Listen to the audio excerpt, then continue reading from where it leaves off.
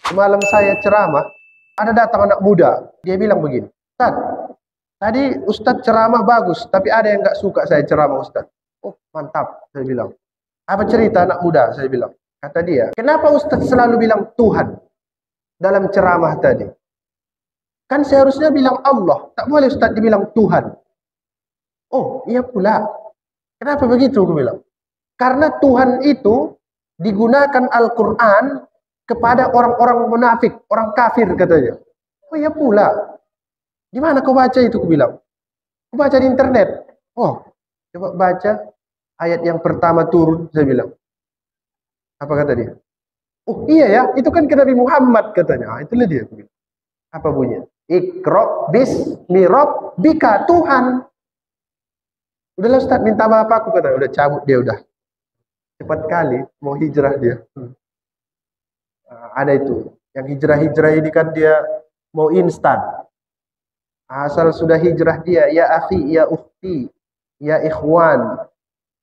Udah bahasa-bahasa Arab, selesailah urusan. Tidak semudah itu Pak. Ada urusan yang lebih sulit dari itu. Nomor satu, urusan ilmu pengetahuan. Bahasa Arab, Tuhan, Rob. Macam cerita anak muda tadi. Iqra bismi rabbika. Itu Tuhan bicara sama Nabi itu. Rob, bukan Allah. Rob. Ini pun sebenarnya terjemah ini tak tepat. Kata anak muda tadi, tak betul tak tidak, tapi saya dengar aja dia. Karena saya senang. Yang penting dia sudah mau bercerita agama, ini sudah senang saya itu. Sebenarnya kata dia, Tuhan itu bahasa Sanskerta. Apa artinya itu? Saya bilang. Tu kepala, Han dewa. Jadi artinya apa? Kepala dewa. Kalau begitu, apalah terjemahan Rabbun dalam bahasa Indonesia? Tidak ada Ustaz. Nggak ada katanya. Nah, begini aja lah. Karena belum ada, itu aja lah kita pakai dulu saya bilang. Apa mau dibuat gantinya? Nah, Tuhan. Memang betul itu yang dibilang anak muda tadi. Betul itu. Tidak cocok Rabbun itu diterjemahkan dengan kata Tuhan. Tidak cocok itu. Tapi itulah yang ada. Itulah yang ada kosakatanya.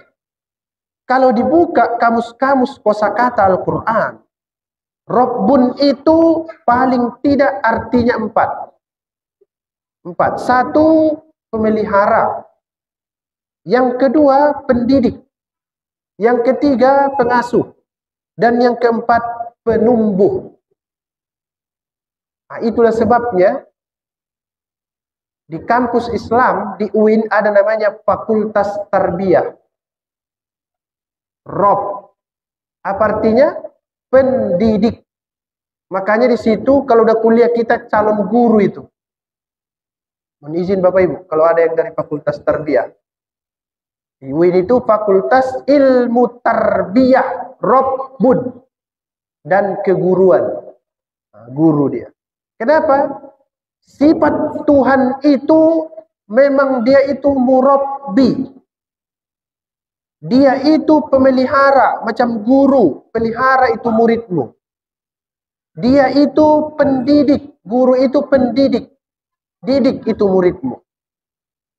Tuhan itu pengasuh, guru itu pengasuh, asuh itu muridmu. Tuhan itu penumbuh, guru itu penumbuh, penumbuh jiwa, badan manusia. Nah, kita lihat satu-satu. Bapak Ibu, semua sebenarnya dalam hidup ini guru. Nah, itu pun tak pas juga itu. Guru itu bahasa Jawa, kurang pas juga itu. Nah, begitulah dulu, mana tak ada kosakatanya kan? Nah, pemelihara, pendidik, pengasuh, penumbuh. Karena ini sifat-sifat yang baik semuanya, disimpulkanlah dalam satu kata namanya Tuhan. Nah, Tuhan.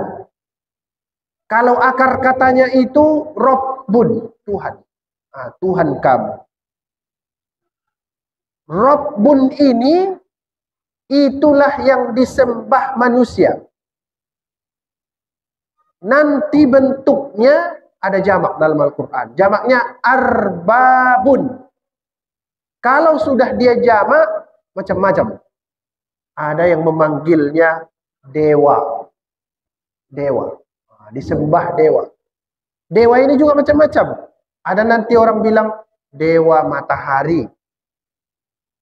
Ada dewa hujan. Di Indonesia ada dewi padi. Iya kan?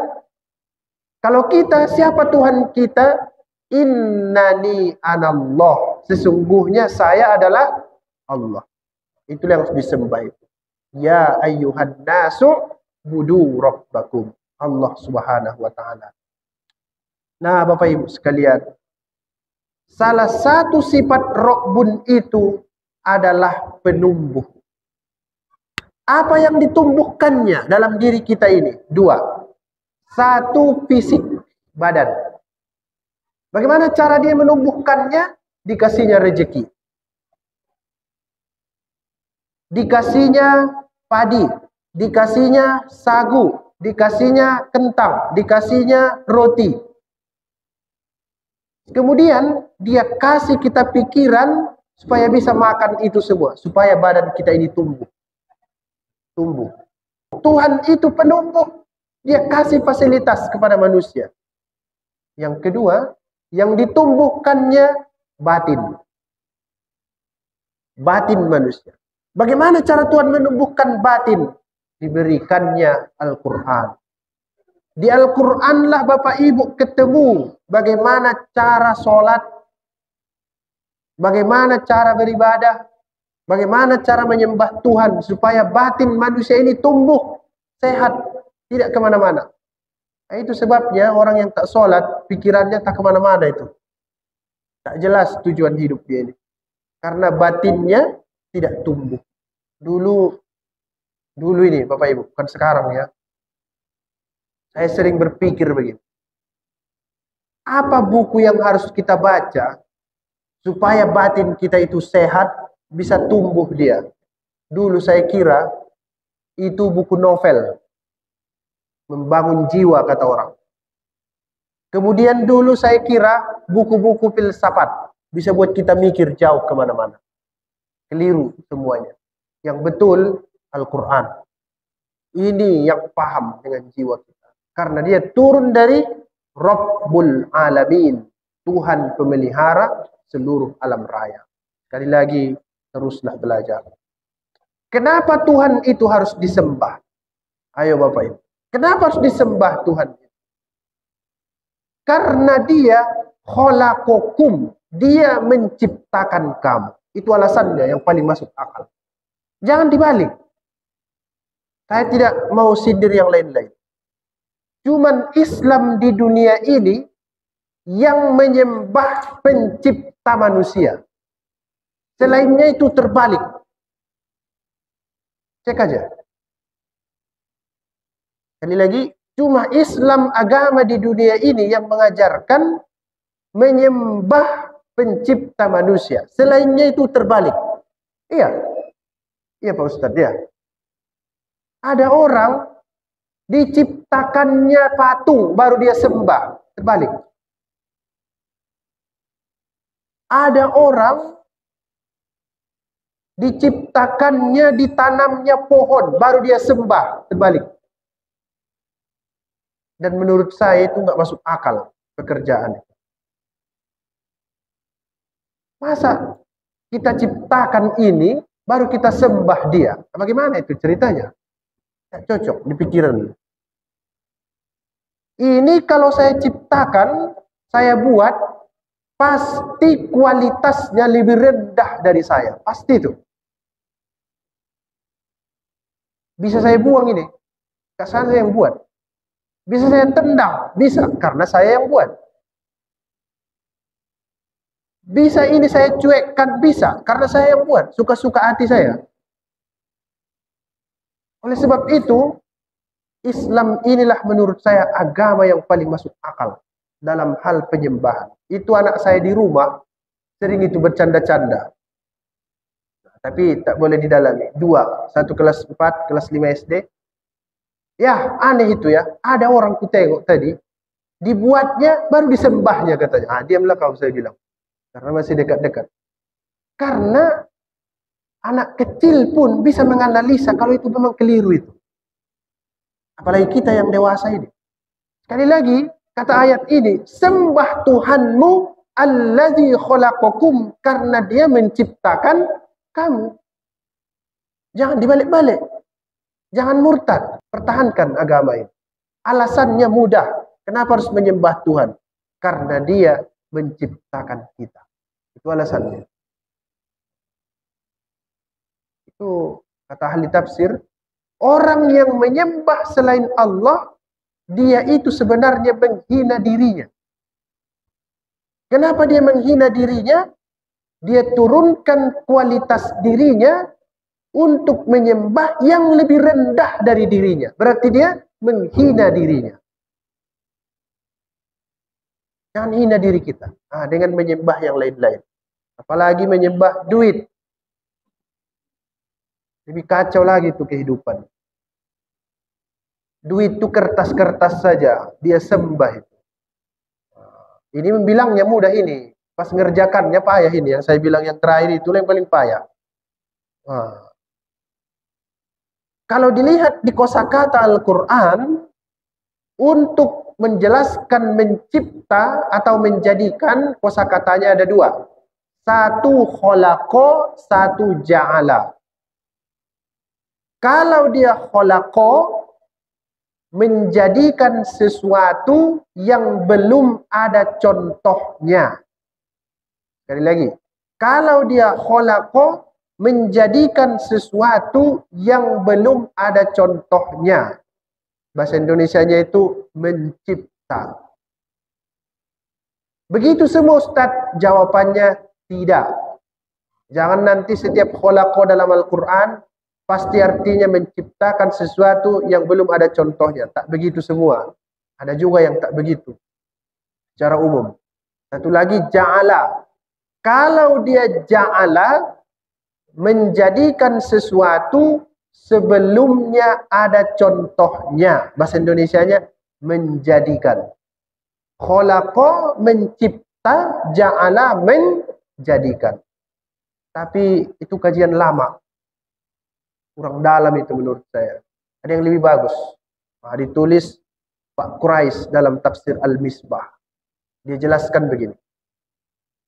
Kalau disebut kata khalaqa dalam Al-Quran, itu pasti tekanannya kehebatan yang diciptakan itu. Hebat berarti itu.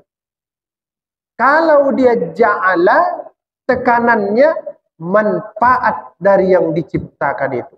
Sekali lagi, saya ulangi. Kalau dia khalaqa, menekankan hebatnya ciptaan itu. Kalau dia ja'ala, menekankan manfaat dari ciptaan itu. Nanti buka surah Al-An'am, surah ke-6 ayat 1. Jelas itu yang saya bilang itu tadi. Kalau dia khalaqa, tekanannya kehebatan ciptaan. Kalau dia ja'ala, tekanannya manfaat dari ciptaan. Nah, sekarang kita lihat ayat ini. Manusia dalam ayat ini tidak disebut dengan ja'ala, tapi disebut dengan khalaqa. Kalau khalaqa tadi menekankan hebatnya, berarti manusia itu makhluk yang hebat. Itu kesimpulannya. Ngeri rupanya manusia itu. Sangat mengerikan. Hebat, luar biasa. Burung diciptakan terbang, tapi bisa disaingi manusia.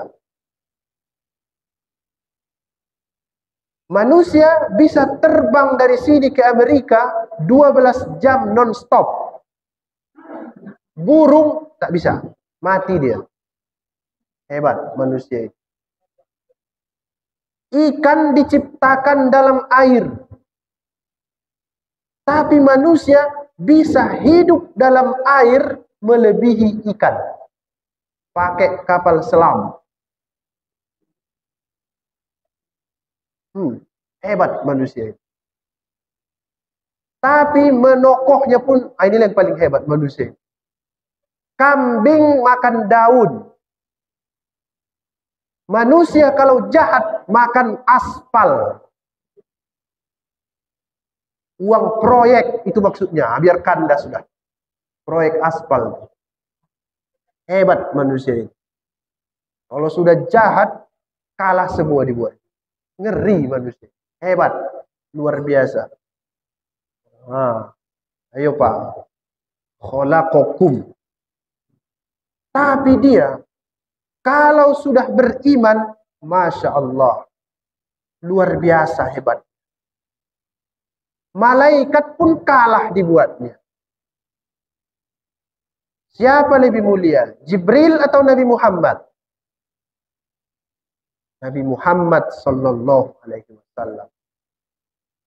Oh, lebih mulia Jibril karena dia mengantar Al-Quran. Iya, kalau tak ada Nabi, tak dikasih dia kerjaan itu.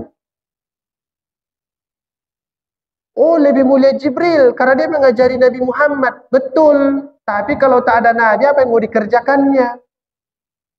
Dia itu hanya akibat. Sebabnya adalah Nabi Muhammad. Kalau begitu, manusia, kalau dia hebat, bisa lebih mulia dari malaikat. Tapi kalau sudah parah penyakitnya, lebih parah dari kambing. Yang tadi itulah. Itu kambing itu terlalu halus itu sebenarnya. Kata Al-Quran, ulaika kal an'am balhum adall. Lebih sesat dari binatang ternak. Kambing binatang ternak, kerbau binatang ternak. Tapi lebih parah dari itu, berarti monyet. Nah, itu kesimpulannya. Kok kasar kali Ustaz? Begitu kata Quran, hapuslah ayatnya itu kalau berani. Nah, kafirlah kau kalau kau hapus ayat itu. Tapi tak bisa ceramah quote-quote begitu ya kan. Tapi itu faktanya. Nah, itulah dia. Bapak Ibu sekalian. Sembah Tuhan karena dia menciptakan kamu. Apalagi?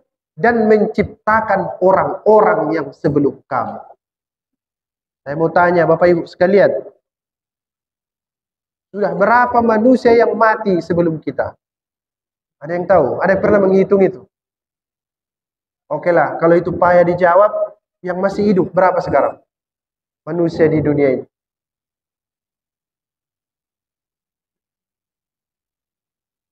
Kurang lebih 9 miliar. Yang masih hidup ini, yang mutar-mutar di dunia dengan berbagai macam tingkah ini, segala macam ini. Ada yang di Amerika, di Eropa, di Indonesia, di Jalan Pancing 1, di masjid ini, semua 9 miliar ini jumlahnya sekarang. Itu diciptakan Tuhan dan orang sebelum kamu. Berapa orang yang sebelum kita yang sudah mati? Kurang lebih 100 miliar. Semua itu diciptakan Tuhan. Oleh sebab itu, sembah Allah Subhanahu wa ta'ala. Dia yang buat itu semua. Ambil iktibar dari mereka itu. Ada yang karena tak bisa dibilangi, ditenggelamkan Tuhan pakai air, selesai. Umat Nabi Nuh alaihi salam. Ada yang tak bisa dibilangi, mengaku pula Tuhan, tenggelamkan Tuhan di laut. Namanya Fir'aun. Gelarnya Fir'aun.